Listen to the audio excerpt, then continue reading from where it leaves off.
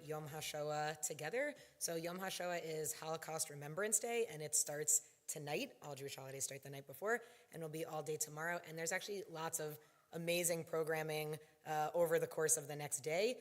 So if you're interested in, not through the temple, but I know our local Jewish Federation and many other organizations are having programming. So if you're interested, look online. There's lots of amazing stuff being streamed over the next day. But here, we are delighted to have Miriam Dovin, who's a fellow educator of mine in central New Jersey. She is married with 3 children and has worked as an elementary and early childhood educator for over 25 years.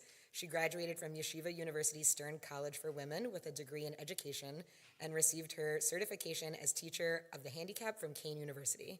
She's a licensed teacher in the state of New Jersey, and she currently serves as the religious school director at Congregation Neve Shalom in Metuchen. Miriam has taught Holocaust studies to middle school students and is deeply committed to furthering knowledge of this period in history. Upon the death of her beloved aunt, Miriam promised herself that the time had come to write her family history. Her task took her deep into the family records and halfway around the world to the places where her parents, grandparents, aunts, uncles, and cousins lived before they were imprisoned in Nazi concentration camps and where almost all of them were killed. Miriam was raised not only by her 2 parents, but also by her aunt and uncle, all 4 of them survivors of the Holocaust. Together, these 4 individuals reared a child who, for them, embodied a future that they could hardly would have ever believed could have come true. Miriam's life is a living legacy to the strength and perseverance of these 4 individuals who together instilled in her a strong sense of responsibility and commitment to Jewish life, family, and continuity. So I'm really delighted to have her here in person. We were going to do this presentation a few years ago, and then the pandemic got in the way, so it's pretty amazing that this has finally come together. So I'm delighted to introduce Miriam Dovin to share her family's story with us today.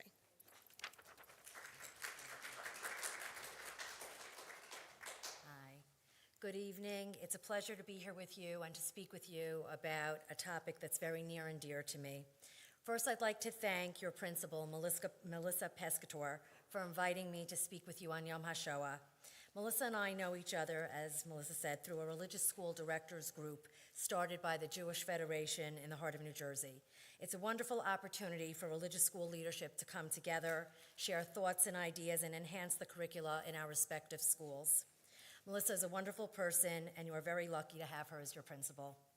I would like to dedicate this Yom HaShoah talk in honor of my aunt and uncle, Isidore Reich, of blessed memory, whose yahrzeits will take place on the 24th and 29th days of the Hebrew month of Iyar, 1 month from now. It doesn't feel like that long ago when I was back at school. I would be sitting with my friends, laughing and telling jokes.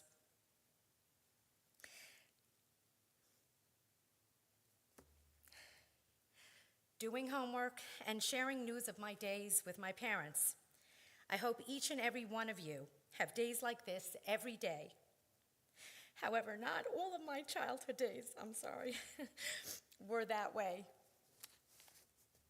I was a curious child and had many questions. I saw a number on my uncle's left arm and wanted to know what it meant. My aunt didn't smile a lot, my mother cried often, and my father was nervous. My parents were not born in America. They came from another country almost 70 years ago. They spoke with a heavy European accent and were considered old. My mother and father both came from large families and lived comfortable lives. I knew there was something different about my family, something that hung in the air and wasn't spoken about. As I got older, they would tell me stories about their happy childhoods, but then they would look away from me and tell me about their experiences in a place far away from home where they only knew fear and having loved ones taken away from them. This all happened when Europe turned their backs and abandoned the Jewish people, who lived in their countries for centuries, allowing one of the greatest tragedies to occur in world history, the Shoah, the Holocaust, the destruction of European Jewry. 7 years ago, I published my story and the story of my 4 parents. Yes, you heard correctly. Please let me explain. Okay. I have to get used to this screen because I wasn't used to this. Okay, does everybody see where I'm pointing? Yes? You see the laser? Good, okay. These are my parents, my mother and father, holding me when I'm an infant. And next to them is my Aunt Ella, my mother's older sister, and her husband, my uncle Isidore Reich. And they're holding me when I'm about 2 years old.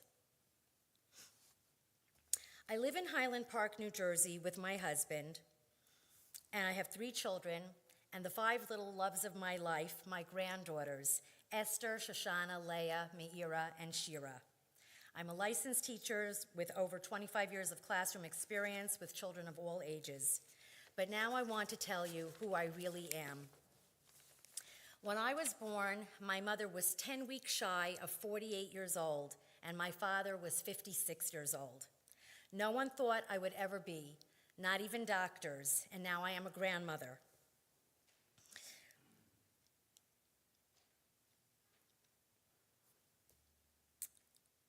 Why was my mother 48 and my father 56? Because they were both survivors.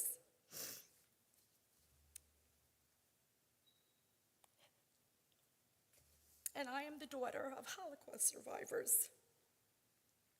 My parents met here in the United States, but my story really begins in Oberyn, Czechoslovakia, the home of where my mother and father came, or the home where my mother came from, the Hecht family.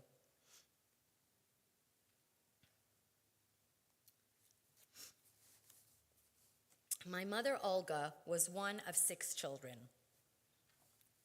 Okay, let me show you one here. All right, so this was my grandfather, David Hecht. My grandmother, Margit. Margit in Hebrew was Miriam. I'm named after my grandmother, Miriam. Then was the oldest daughter, Ella, my Aunt Ella. Next to her was my mother, Olga. Next came Ernu. Then came Rose, or Rozhika. They used a lot of nicknames. Then came Blanche, or Blanca. And the little boy was Zoltan, Zolika, or Zoli, they called him. The Hecht family were Orthodox Jews. This meant that they kept a kosher home, observed the Sabbath, or Shabbos. The men would pray with a quorum of 10 men, a minyan. Formal education began with the boys going daily to cheder, to Jewish school, and then on to Hungarian public school. My grandmother wore a sheitel, a wig to cover her hair, as a symbol of modesty for a Jewish married woman. The Hechts lived a happy life. My grandparents owned a general store on the porch of their home, selling mainly home goods. Their home was the equivalent of a ranch house today, except they had a barn with chickens, geese, a cow, dogs, and cats. My grandfather was an educated man. He was also a notary public. Judaism was clearly an integral part of their lives, yet they were also able to integrate into society, have a profession, conduct business, and live a religious life, not unlike today's Orthodox Jews. When Adolf Hitler came into power in 1933, life began to change for the Jewish people living in Europe. After Germany lost during World War I, Hitler blamed the Jews. Hitler had been imprisoned in 1924 after leading a failed coup against the German government. While in prison, he wrote the book Mein Kampf, which means My Struggle. In this book, his main thesis was the Jewish Peril, which outlines a Jewish conspiracy to gain world leadership. Hitler used this work as his platform to gain power and popularity. Tragically, the majority went along with this madman's ideas because Europe needed a scapegoat. Anti-Jewish laws were implemented quickly and quite decisively. Jewish people in prominent positions were fired from their jobs, such as university professors, those holding government positions, bankers, doctors, lawyers.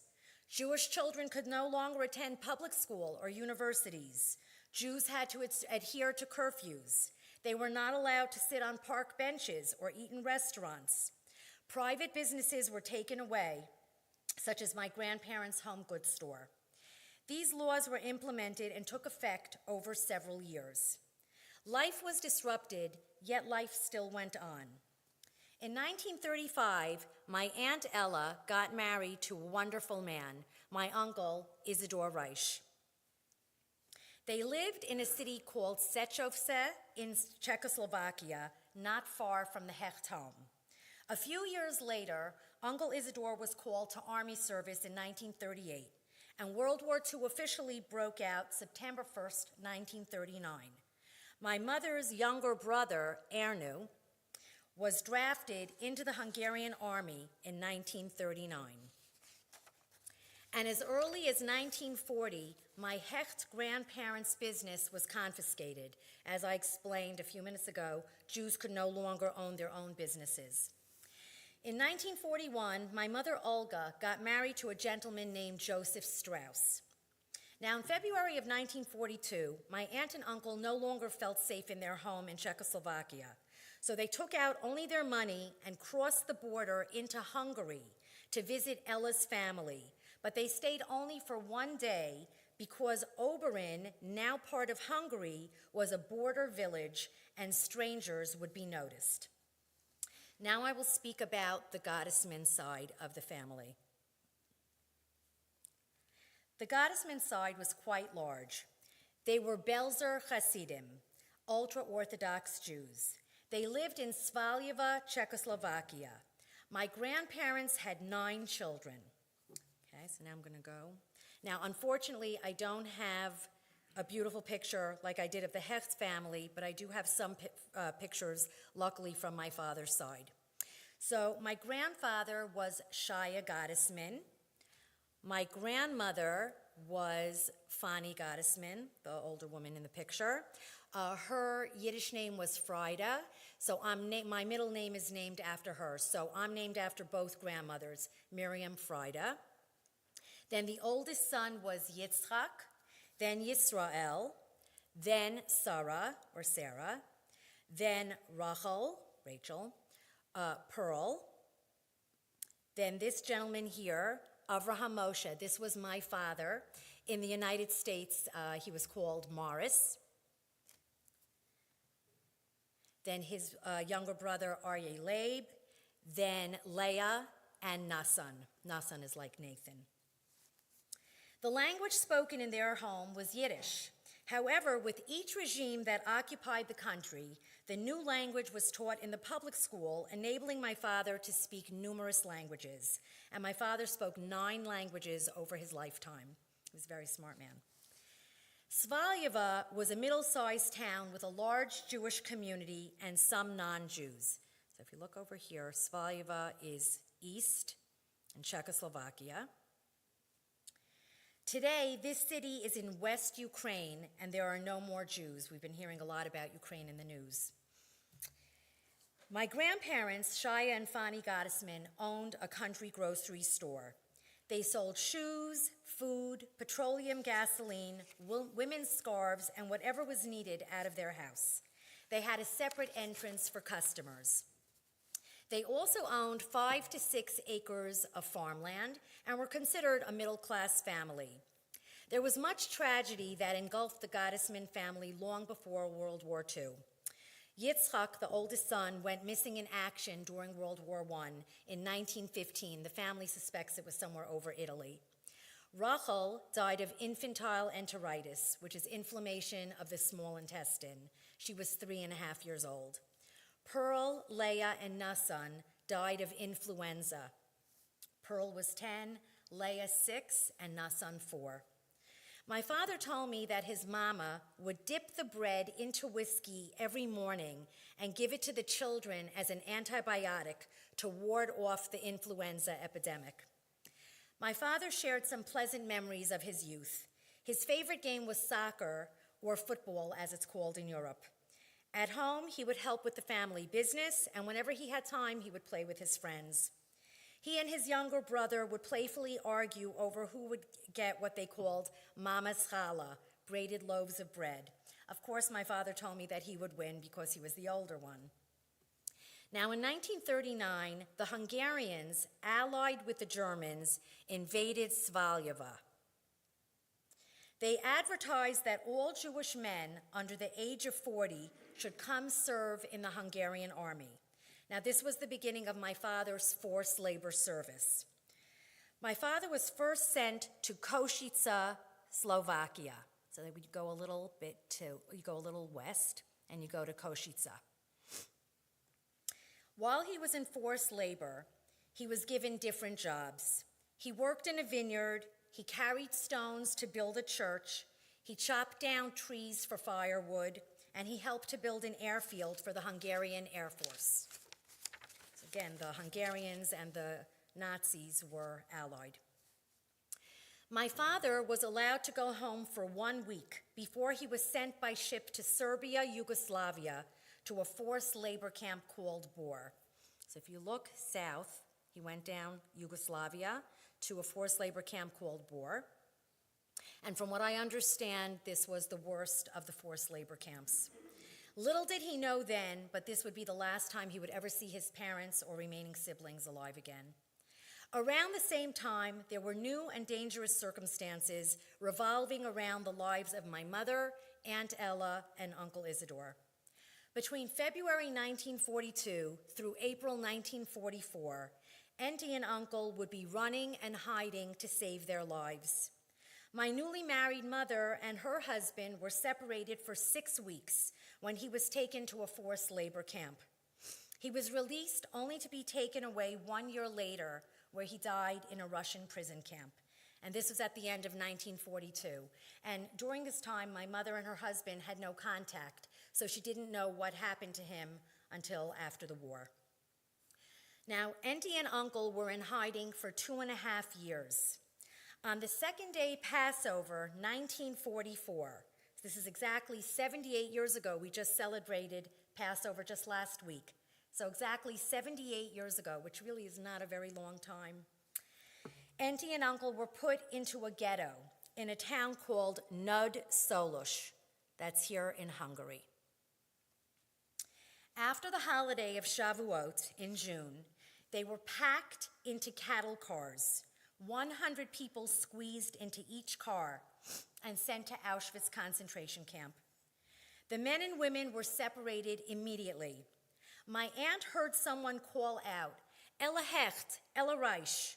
It was a cousin who pulled her out of line and brought her to her mother and 3 sisters.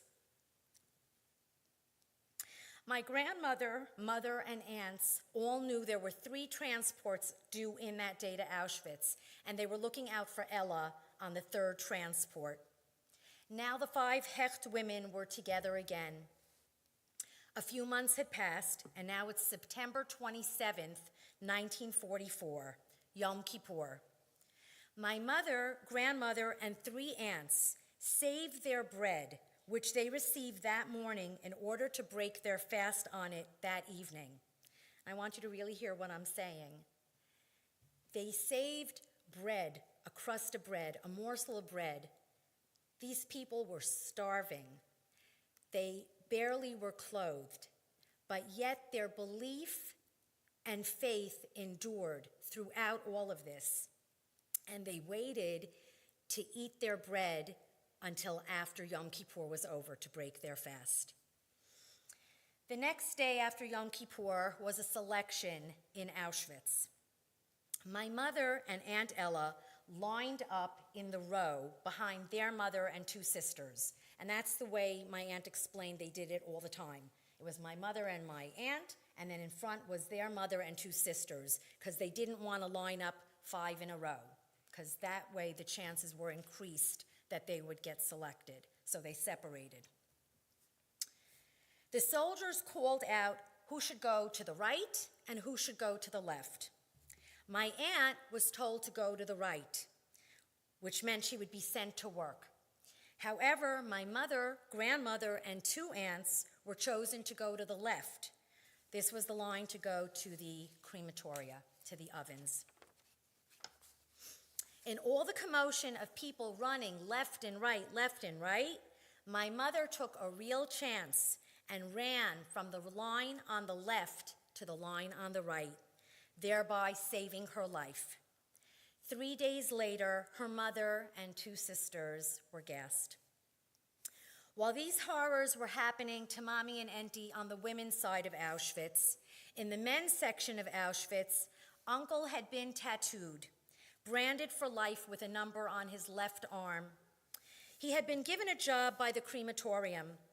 A friend got him a much better job working in the stables, taking care of the officers' horses.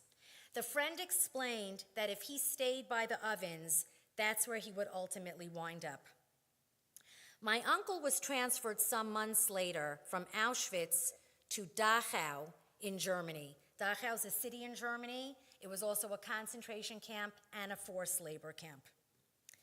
My uncle would describe how the soldiers would wake them at midnight and make them count out loud aimlessly for hours. He would wake in the morning to go to the washroom and see dead bodies piled from the floor to the ceiling. It was at that point that he didn't care if he lived or died. Now, while my mother and aunt were in Auschwitz in Poland, and my uncle was in Dachau in Germany, we're going to go now south. We're going to go to Yugoslavia, to where my father was in forced labor camp, imprisoned in Bor, in Yugoslavia. Daddy had many laborious jobs to carry out.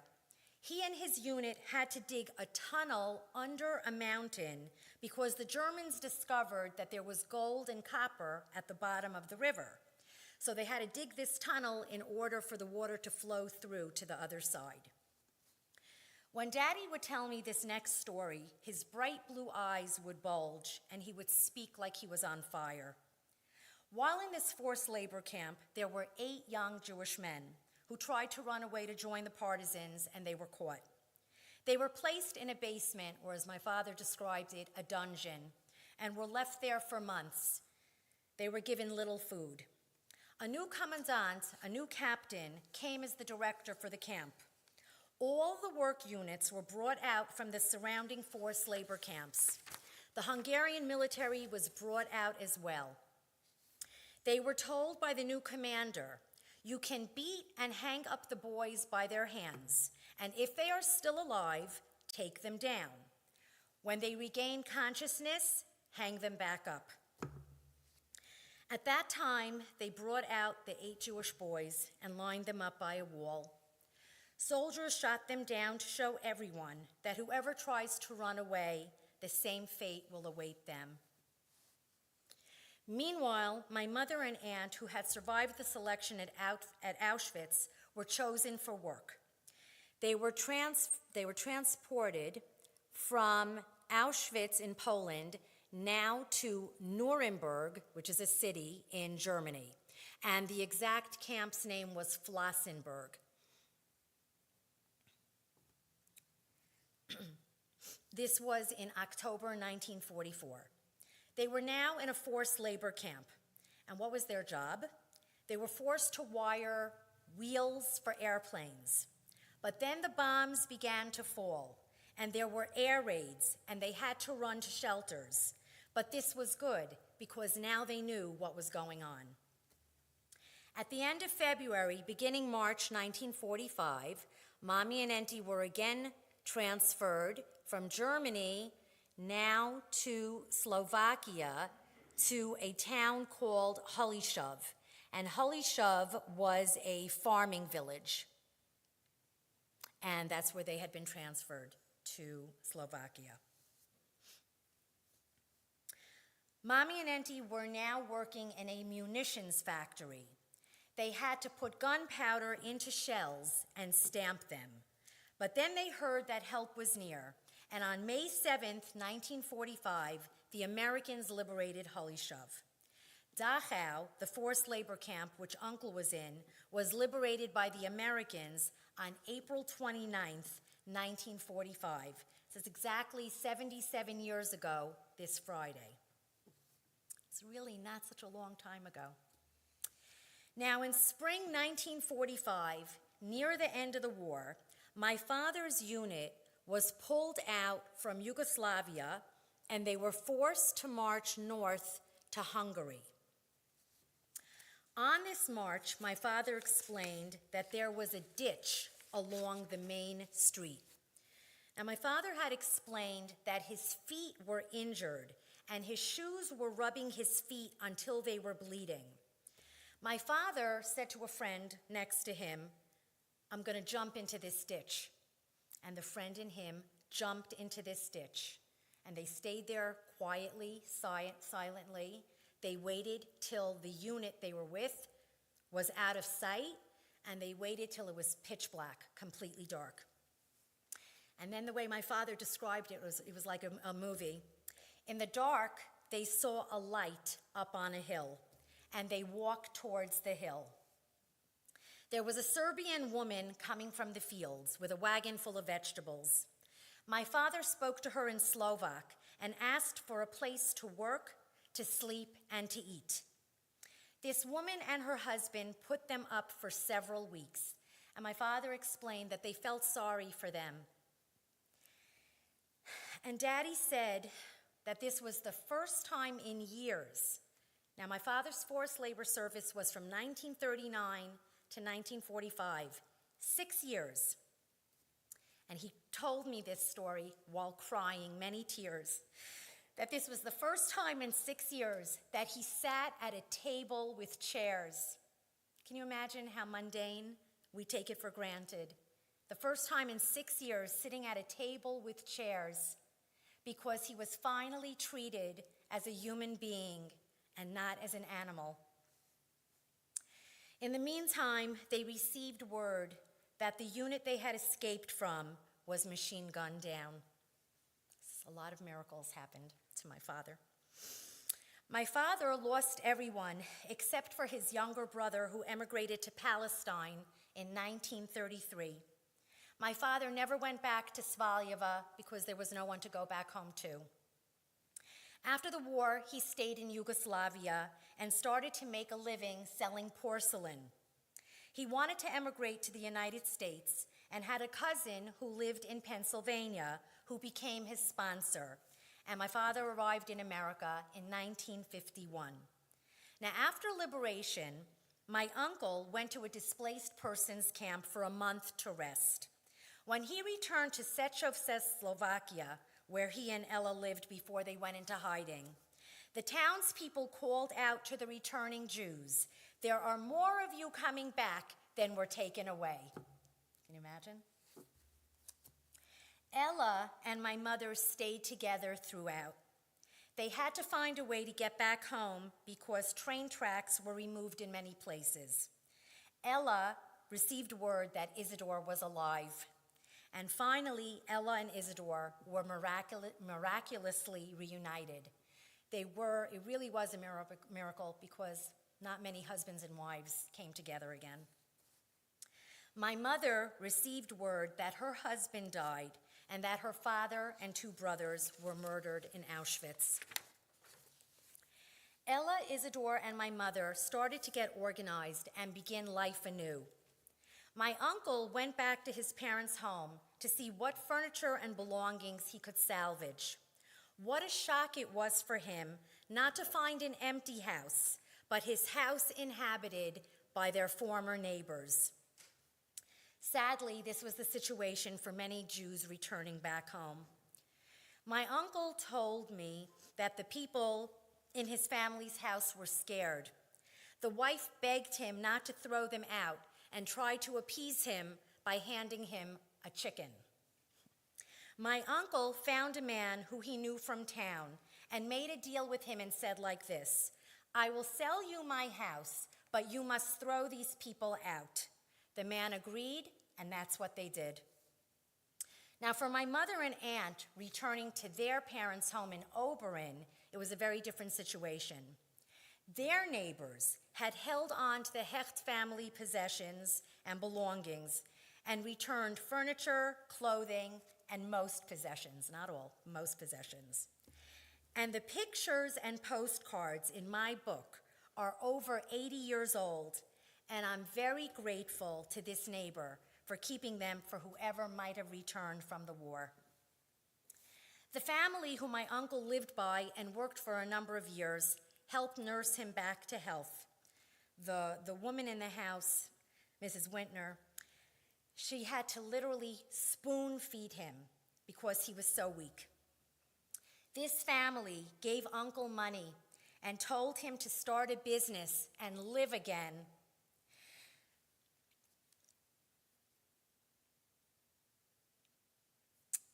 My aunt and uncle started to make a living selling textiles. They all knew they couldn't and wouldn't stay in Europe, but needed to secure visas to emigrate to the United States. They had relatives here. It was actually my mother's uncle, so my grandmother's brother, who lived in Newark, New Jersey, and he became my mother, aunt, and uncle's sponsors. And 3.5 years later, they arrived in New York Harbor on January 1st, 1949. Olga Hecht and Morris Gottesman, my parents, met through mutual friends and married in 1953.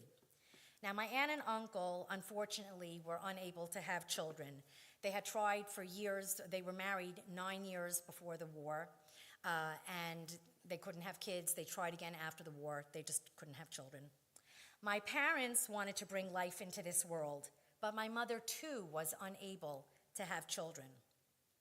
They went to many doctors, and as I explain it, God finally sent them to the right doctor, and after 11 years of marriage, my parents had a little girl.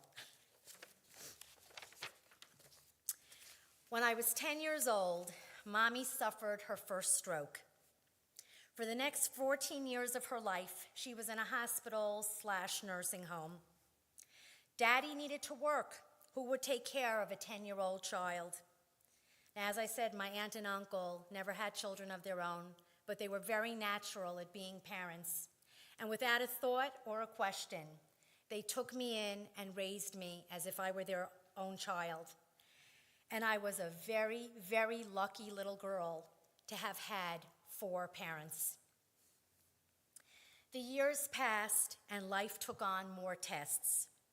After Mommy, Uncle, Daddy, and Auntie passed away, I felt a great need to write down the family history. In July 2014, an incredible opportunity presented itself, a trip of a lifetime. My husband and I traveled to where my mother, aunt, and uncle were imprisoned in Auschwitz. I knew their stories, but didn't quite understand what they went through. And I must tell you, after being there and being a witness, I understand even less of man's inhumanity to man.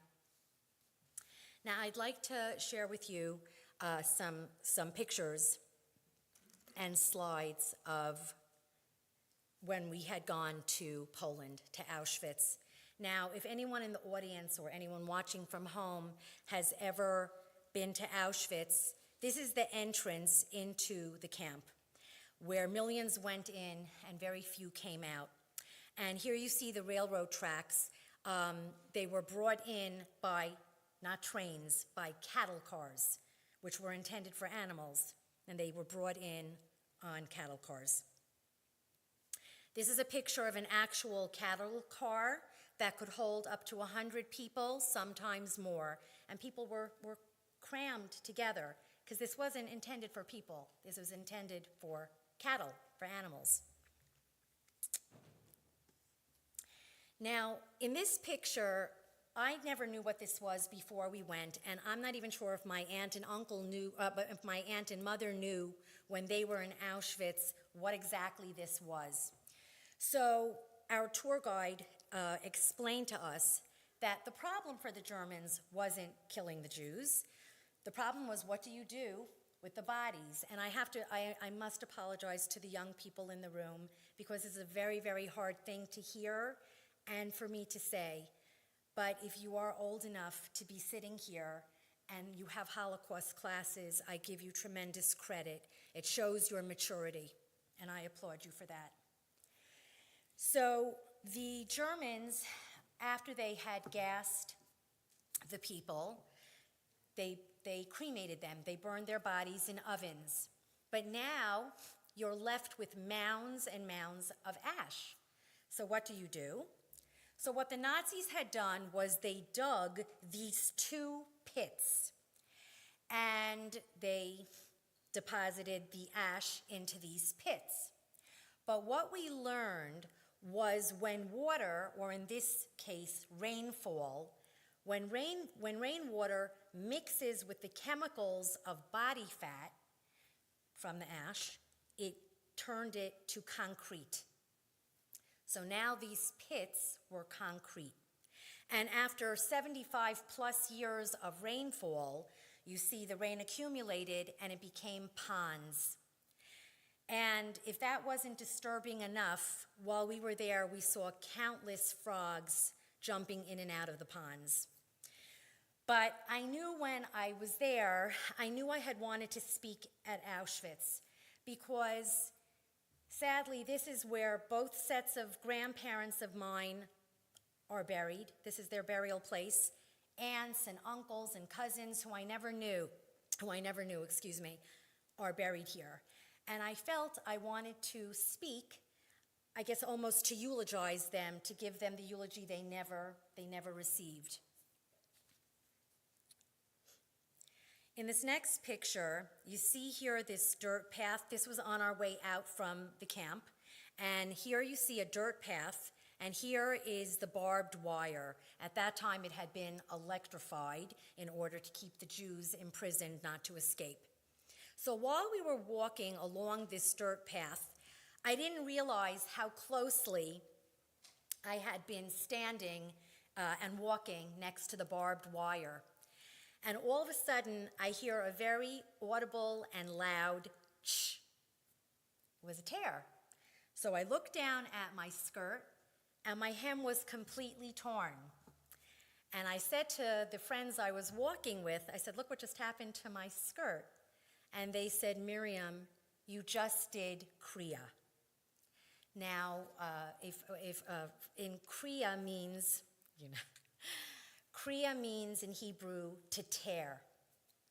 And when a person is in mourning for their 7 close relatives, a mother, father, sister, brother, husband, wife, or a child, God forbid,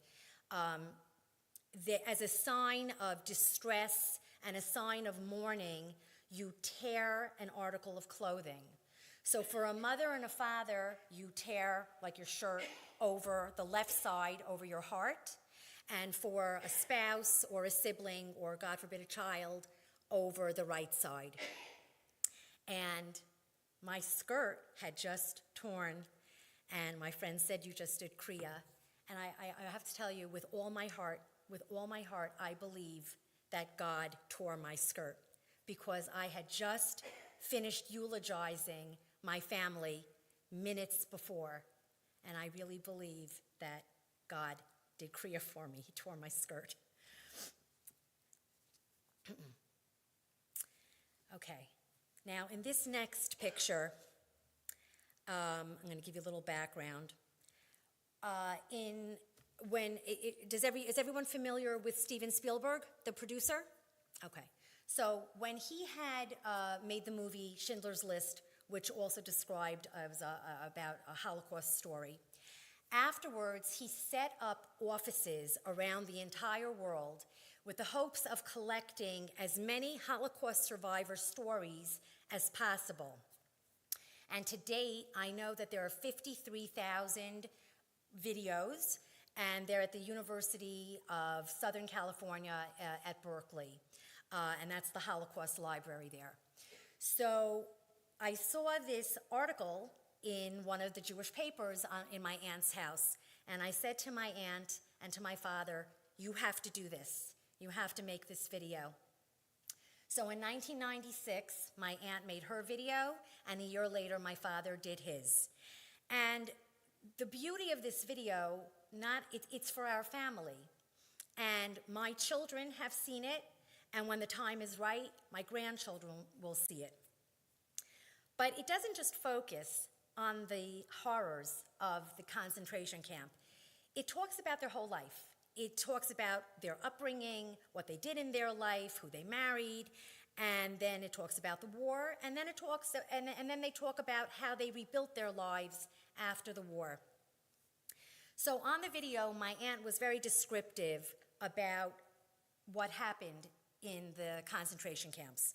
So where I'm standing now is a place called Lager See. Lager in German is camp. It means camp. So this was Camp C, Lager See.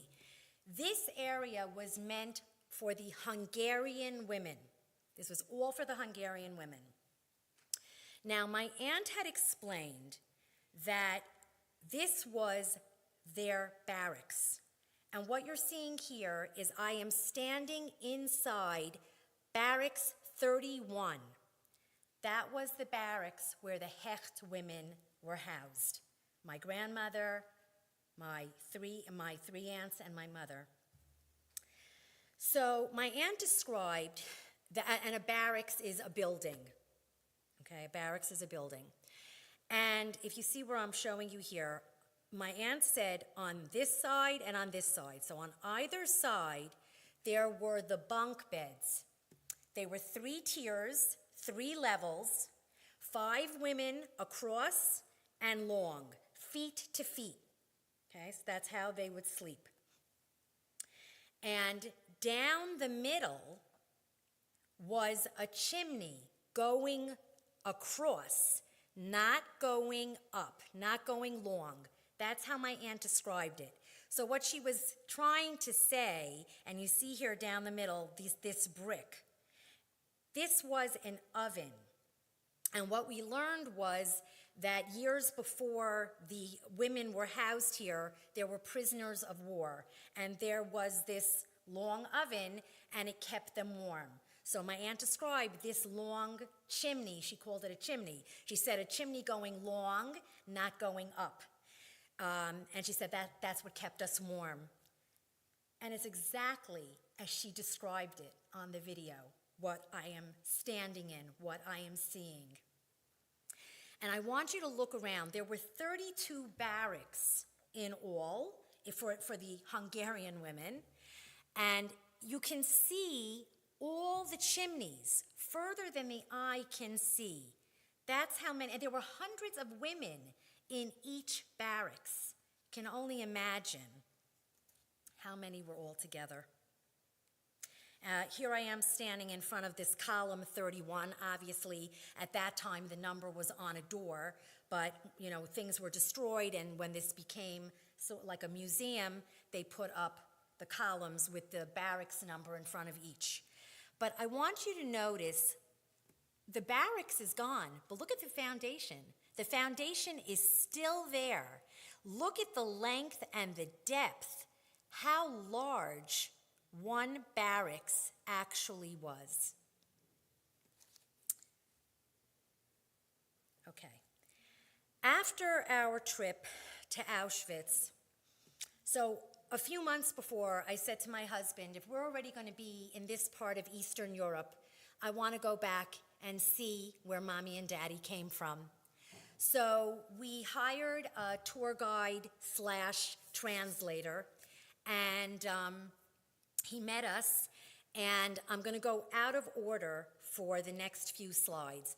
We first had gone to Slovakia, to my mother's community, and then we went to Svaljava, to my father's. So I'm going to talk about my father's first. So this building that you see here, this is in West Ukraine. So the background, you have to understand the way things worked were border changes. So my father was originally from Czechoslovakia. Then the borders changed to Hungary, and then the borders changed again, and now my father's town is in West Ukraine, Western Ukraine, and we're hearing a lot about this in the news. So he was in Svaljava, Western Ukraine now. And this building was a shul. It was a synagogue. And if you look at the shape of the stone, you see the arch? It sort of reminds you of like the 10 Commandments. This is where I think the Hebrew letters were, perhaps even the 10 Commandments on the building. And this beautiful shul no longer is a shul. It is now a bakery. In 2011, it was converted to a bakery. There are no more Jews in Svaljava, not even one. And when we were walking around the building, we saw in the back on the ground broken bricks with Hebrew lettering on it. Yeah. Okay. Now, this is in my mother's community. Now, again, with the border changes, originally where my mother was from, Oberon, or in Hungarian is Obera. Obera was in Austria-Hungary, then it became Czechoslovakia, then it became Hungary, and today Obera is in Slovakia. So now we're in Slovakia, and before we went on our trip, I sat down with the video because I wanted to glean any clues, any hints that I could figure out where Enti and my mother lived. So my aunt made this video in 1996, and we took our trip in 2014. And I believe my aunt was talking to me 18 years into the future. And she said it just like this. Our house was the last house on the street, on the bank of a lake, across from a church. So I told the tour guide, we were very excited, we had some clues. We pull up, we see the church, and I start getting very anxious. And then I look to the left, and I see the lake. Here's the lake. So now, we walk up these steps, we walk up a little path, and we go over to this area, to that wall, and there were church workers fixing that area. And the tour guide, his name was Bela. He said we should call him by his Hebrew name of Baruch. So Baruch speaks a number of languages, and he spoke in Hungarian to these church workers. And he said, are there any old people that still live here? So one man puts down his tools, crosses this path over to this house, maybe 50, 60 feet away, knocks on the gate. An old woman comes out. And Baruch says to her in Hungarian, do you remember the Hecht family? She nods her head and points to the house right next to hers. And it was the last house on the street, on the bank of a lake, across from the church. And this was my mother's home. You can only imagine my reaction. I started screaming and crying. It was too good to be true. This is the woman who was my mother's neighbor. Her name is Aranka. She is a Hungarian Catholic.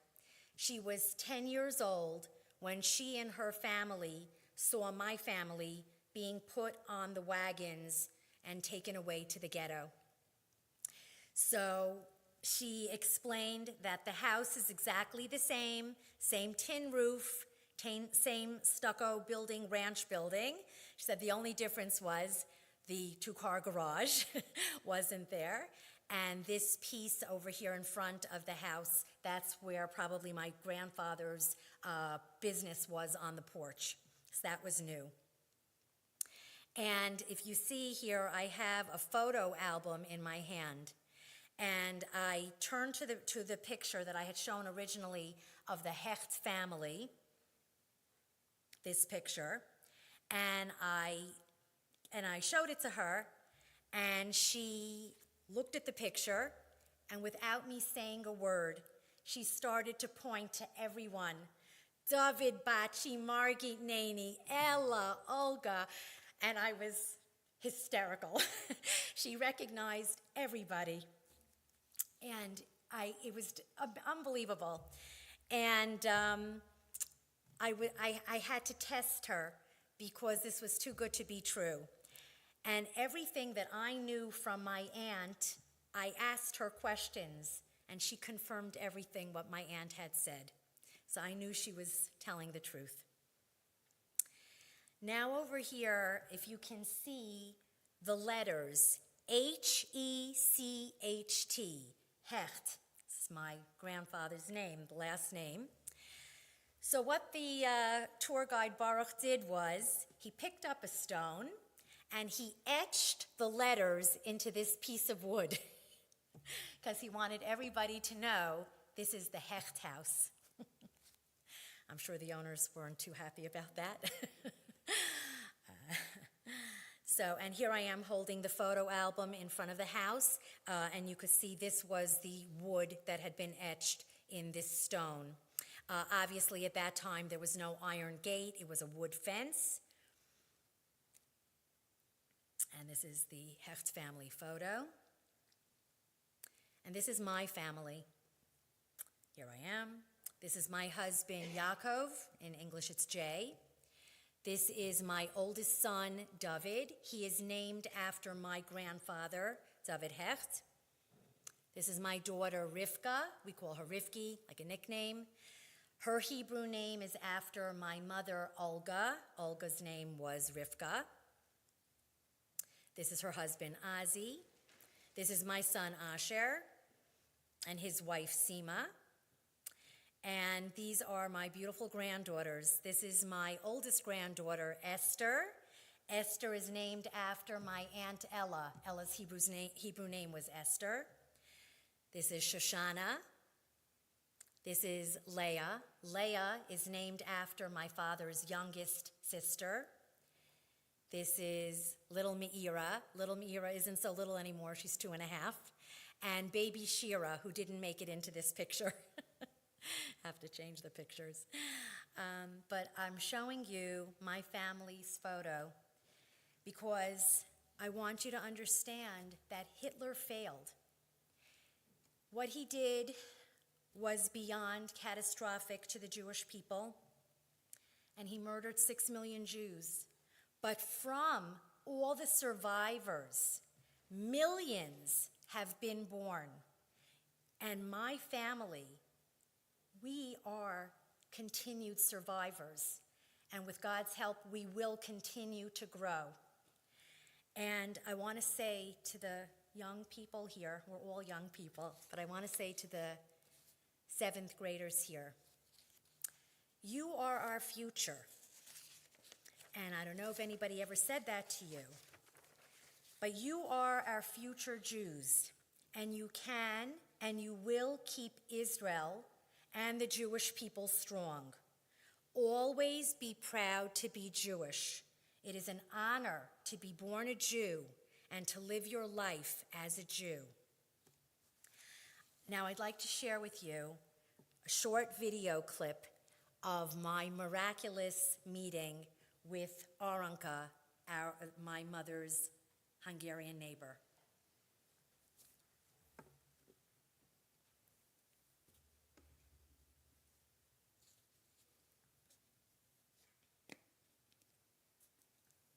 It's not to collect them and they just sitting on the wagon, the horse wagon. He asked Dachau, she asked for them, to give me 2 breads, and they came back and és akkor, mikor visszajöttek Olga, meg Ella, oh my God, that's my mother, Olga,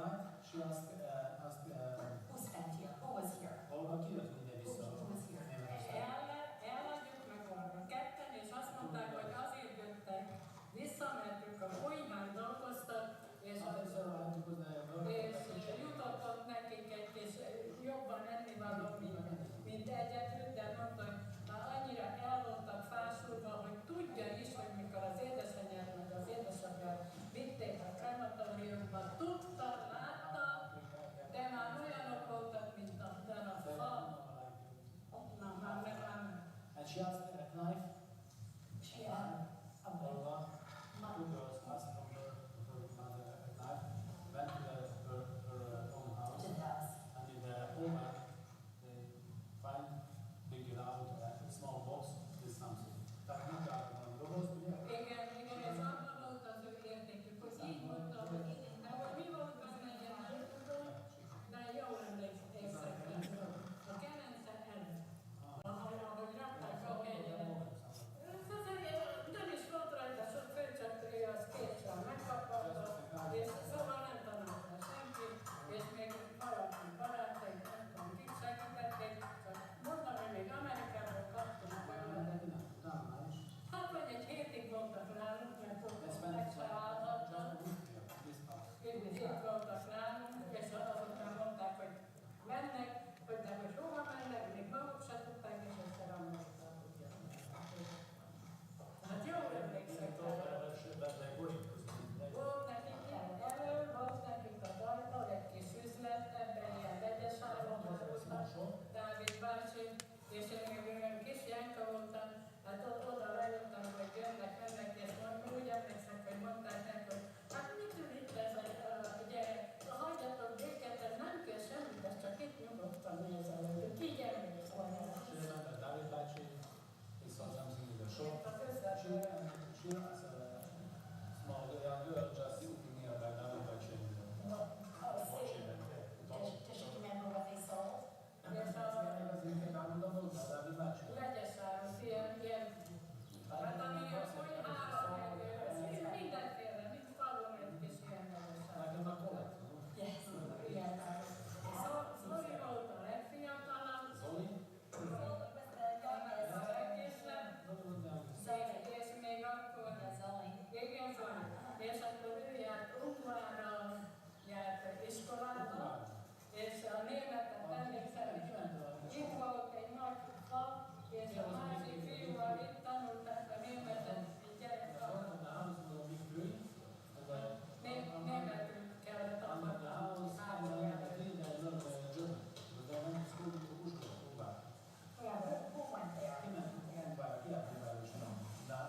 Az, akivel járt iskolában meghalt, mert abban lakott ott az a fekete tettes ház, ahol a fiúval járt. Zolián, erről nem járt. Jártak együtt Ungvárra iskolába. Hát Ungvár csak annyi, mint itt, aztán a Becsben nem. Hát olyan 30 kilométer. Minden a gyártakban. Azt én most már pontosan nem tudom, de oda járt iskolába. És az a biztos, hogy az This was a Jewish family. az nem az a Ki? az a ki.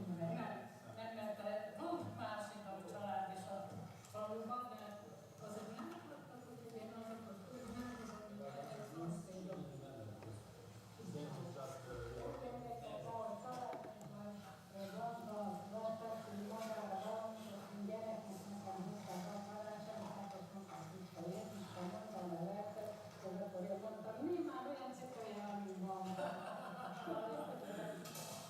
Christmas, when the girls have Christmas, so Blanca brought her the Christmas tree, Blanca.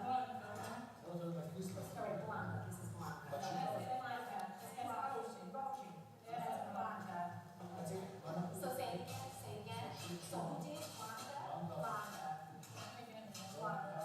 The Christmas tree. But she És ők valamit mondtak didn't mindenki. have the shoes. She thought, oh, she has shoes like Blanca. Nekem is van ilyen fénykép róla, de már Blanka azon felnőtt meg. Csak ez az nagyon, most biztos keres, ha megnállják, felgörnek meg, ülnek, azt megvárják, egy fiatal, nekem már ezt a házat megvette egy kaposi. What just happened? What just happened?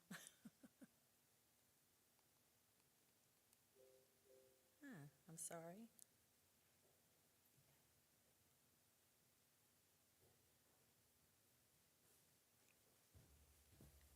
Touch something? No. Just whatever. Just understand. I think it's just the end. Right there, okay, a little further back. Right there.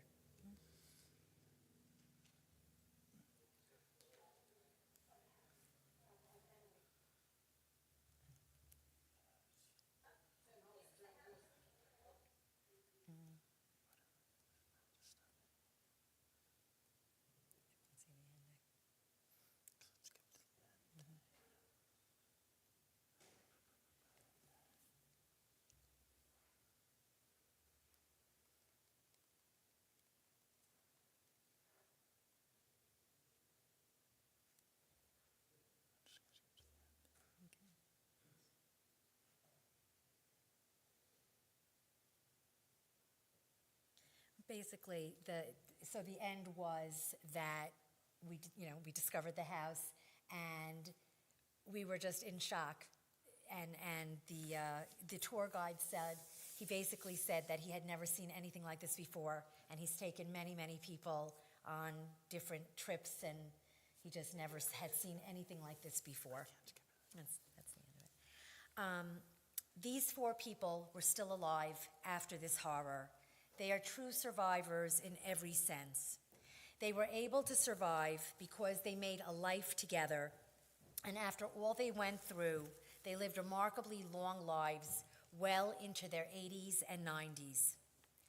My family transmitted a healthy family life and a healthy Jewish life to continue in the same traditions as they were raised. I Am Because of You is the title of this book, but it's who I am. It's my life because of them. Thank you.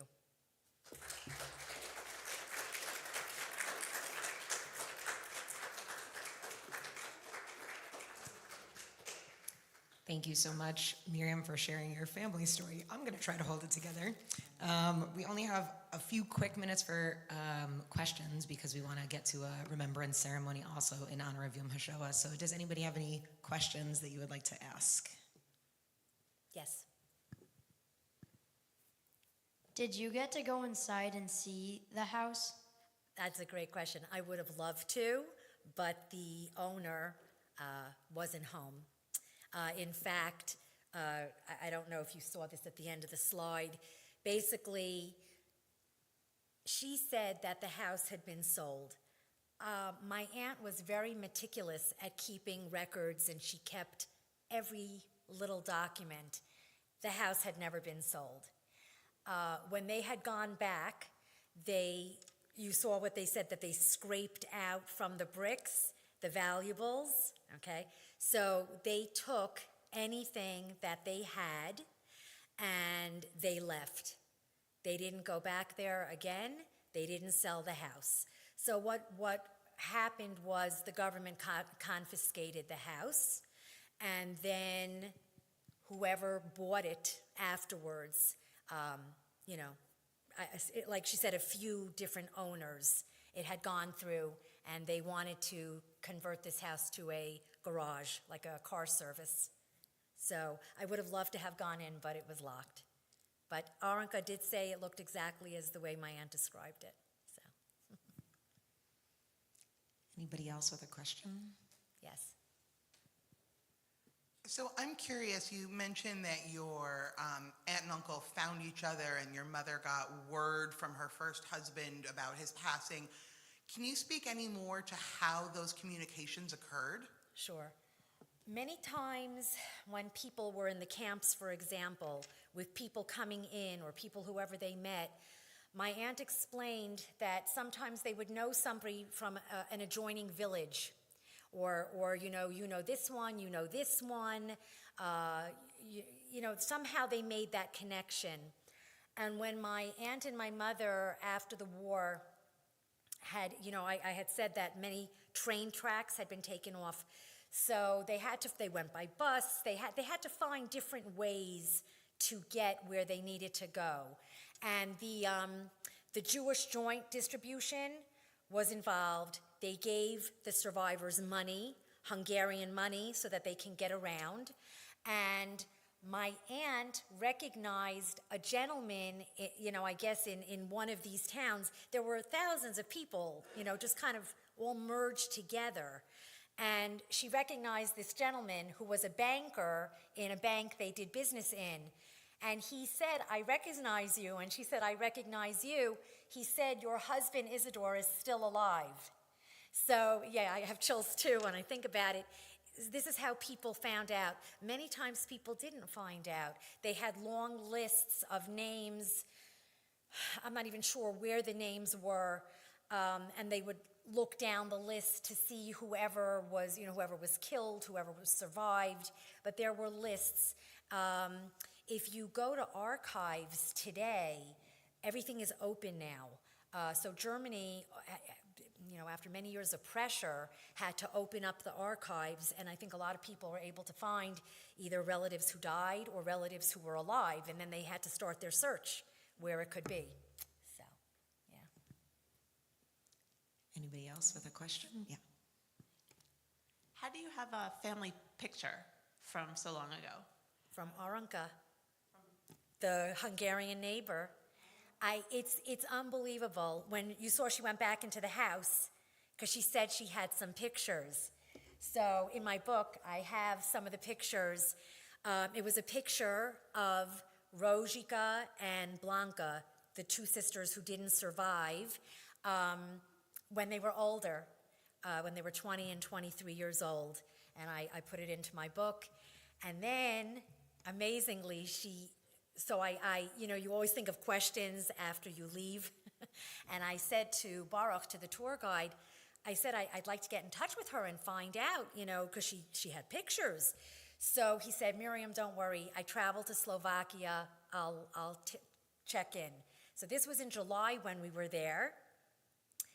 I get an email the following year, so 2015, in March. I go down to check my email, and I open it up, and on the screen, there were 3 pictures. And you know me by now, I started crying. And I right away emailed Baruch back, and I said, "This is wonderful, thank you." I said, "What was Aranka's reaction?" He said she was very happy to see him. She said the first time we came, it was a surprise, so she didn't have time to search for pictures. So when he came again, she invited him in to the house, and she went through photo albums, and these were a few pictures that she had, and she gave it to him to give to me. But I have dozens of pictures. This is what the family saved. So it seems, they were friends, the families. They seem to have been, good neighbors. So, yeah. So I'm lucky, thank God. Yeah. It's pretty remarkable. Yeah. Well, thank you, Miriam, for sharing so openly. What an amazing story, full of miracles, and definitely something to celebrate at this time.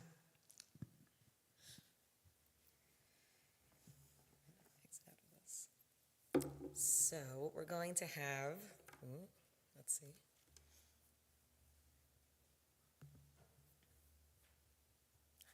I touched it by accident, and that's when it went off. We're all good.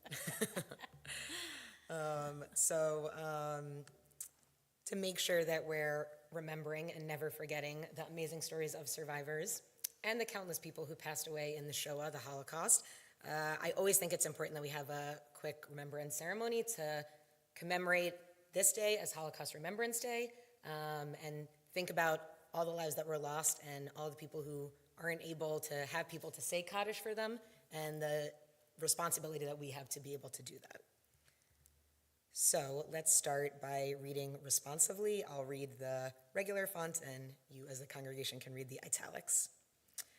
Our spirit is God's light. As we look at these memorial lights, try to imagine 6 million candles, each one with the name of another Jew.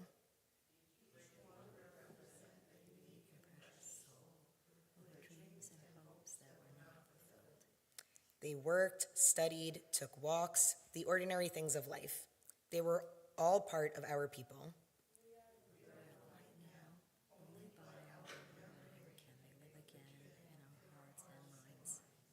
We will never forget our people whose light was extinguished in the Holocaust.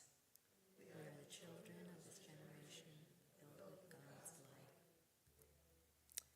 So we're going to light 6 candles, each one to represent 1 million people, 1 million Jewish people who were killed in the Holocaust. So we'll say together, we remember before each one, and then we'll talk about a few of the people and categories that we'll honor today.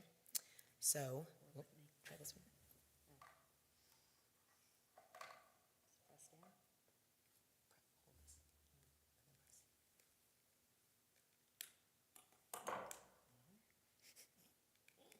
There we go. We remember Pavel Friedman and the more than 1 million children who perished in the Holocaust. We remember Anne Frank and the millions who tried to hide but were captured and killed by the Nazis. We remember Hannah Senesh and those who fought for their freedom. We remember the righteous of the nations who risked and even lost their lives trying to save our people. We remember the 6 million Jews who were martyred. May their memories always be for a blessing. We remember all 12 million people who perished in the Holocaust. This is Hannah Senesh, who we just mentioned, and she wrote this incredible poem as one of her last poems, so let's read it together. Blessed is the match consumed in kindling flame. Blessed is the flame that burns in the heart's secret places. Blessed is the heart with the strength to stop its own beating for honor's sake. Blessed is the match consumed in kindling flame.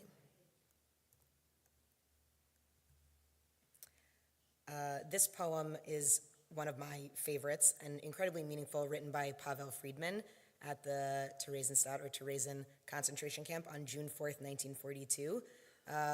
Theresen was an incredible center for art and culture in the Holocaust, even in such a dark time.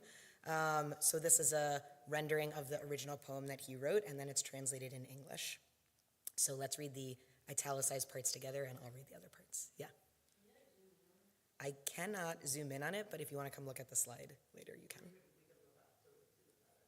It's hard to read from here. Yeah, we'll do the best we can. I'll help you. The last, the very last, so richly, brightly, dazzlingly yellow, perhaps if the sun's tears would sing against a white stone. Such a yellow is carried lightly, way up high. It went away, I'm sure, because it wished to kiss the world goodbye. For 7 weeks I've lived in here, penned up inside this ghetto, but I have found what I love here. The dandelions call to me, and the white chestnut branches in the court, only I never saw another butterfly. That butterfly was the last one. Butterflies don't live in here, in the ghetto. And this poem was also written by Franta Bass, a child occupant of Theresen. It's called I Am a Jew. I am a Jew and will be a Jew forever. Even if I should die from hunger, never will I submit. I will always fight for my people on my honor. I will never be ashamed of them. I give my word. I am proud of my people, how dignified they are. Even though I am suppressed, I will always come back to life. And this is a quote from Anne Frank from the Diary of Anne Frank. That's the difficulty in these times. Ideals, dreams, and cherished hopes rise within us, only to meet the horrible truth and be shattered.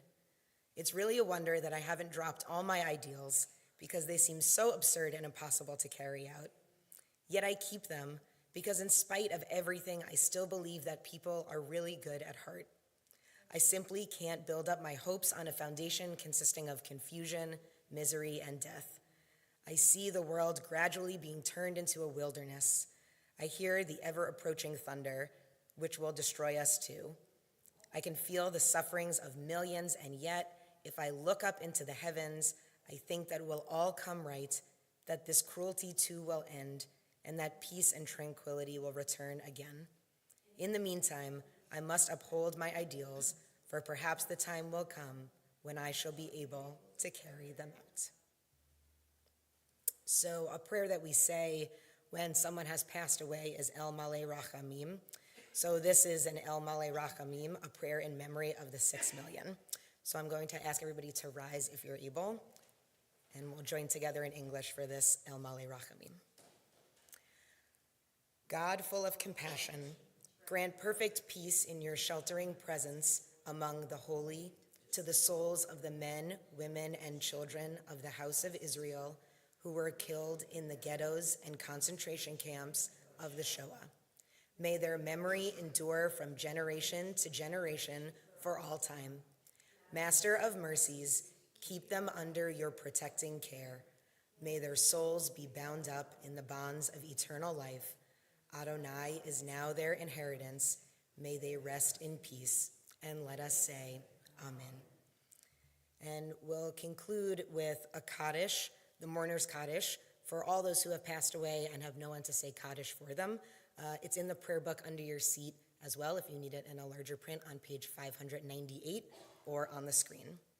So we consecrate the memories of all those who lost their lives in the Holocaust, as together we are risen to recite the mourner's Kaddish. Yit Gadal v'yit Kadash Shemei Rabbah be'alma divara chirutei v'yamlich malchutei b'chayachon u'v'yomechon u'v'chayei dechol beit Yisrael ba'agala u'vizman kariv v'imru Amen.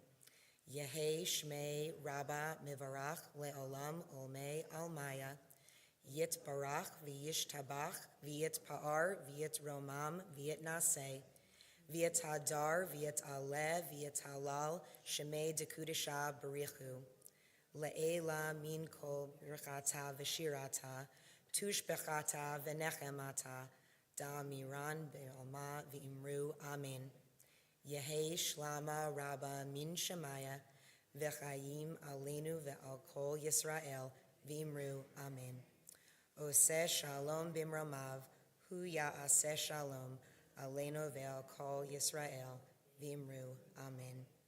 May the source of peace send peace to all who mourn and comfort to all who are bereaved. And may we hold the memory of everyone who was killed in the Shoah, the Holocaust, in our hearts at this time and throughout our lives. And together we say, Amen. I really want to thank Miriam again for sharing so openly with your story. Please be seated, sorry. Miriam has copies of her book in the lobby. If anybody's interested in reading more about her story, they're $20 each, so she'll be waiting in the lobby if you want to come talk to her and ask any questions and see and hopefully buy her book.